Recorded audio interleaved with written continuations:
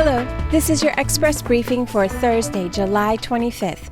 For the San Antonio Express News, I'm Joy Marie Scott. Become a subscriber and read more of these headlines at expressnews.com. Cullen/Frost Bankers Incorporated is scheduled to release its quarterly earnings this morning. We'll be listening in to the conference call. And beware, ozone levels around San Antonio are expected to be high today, so city officials are asking residents to reduce polluting activities. Expect sunny skies and a high of 92. Facebook reports of black mold in an air conditioning vent of a Joint Base San Antonio-Lackland dormitory prompted an Air Force commander to order inspections across the base. A person who was not identified posted a video of what was said to be black mold in a dormitory used by security forces troops at the base. The person wrote, quote, "Was told by his old supervisor that the mold would build character." The Air Force didn't confirm the nature of the substance, but issued a statement quickly after the Air Force Times posted apparent screen grabs of tainted items, including a pillow and ceiling tile. The future of San Antonio's paid sick leave ordinance is back in the hands of council members and stakeholders. A Bexar County judge agreed to delay the law for 4 months, giving City Council and its Paid Sick Leave Commission time to make changes. That would help lawyers defend against claims that the law is unconstitutional, City Attorney said, despite objections from Mayor Ron Nirenberg and others. The delay brings new urgency to the Commission, a 13-member group reviewing the ordinance, and the Council, where a political fight over the changes is set to play out. More Texans are winding up in court over unpaid credit card bills. Debt claims, lawsuits filed by collectors or lenders in the state's Justice of Peace courts have increased 140% since 2014, a counter-narrative to the trend of the story's robust economic growth. Judges and consumer attorneys also report a rise in claims seeking smaller amounts of money.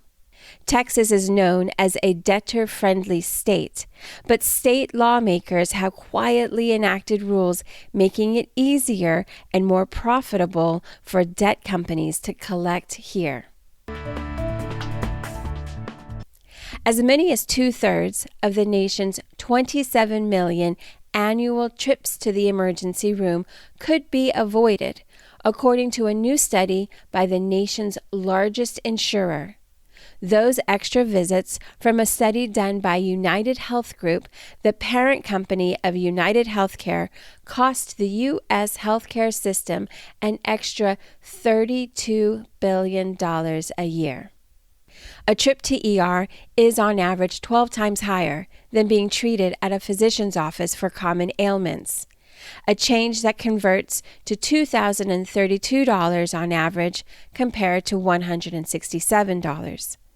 That same trip is 10 times higher than visiting urgent care, which on average costs $193. And in other news today, after Lake Dunlap's dam partially collapsed, researchers set out to study the native mussel population. Elaine Ayala's latest column covers the Carrizo Springs Migrant Shelter and raises questions about why the federal government set up a place that took considerable time and money to erect.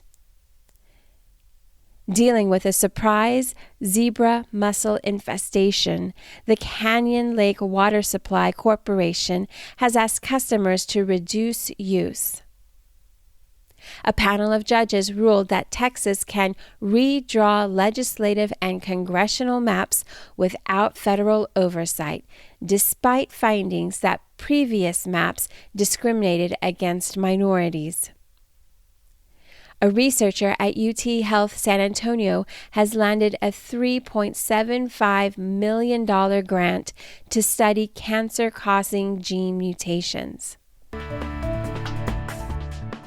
Avocados are pricey these days, and for all its glory, sometimes guacamole can be too extra.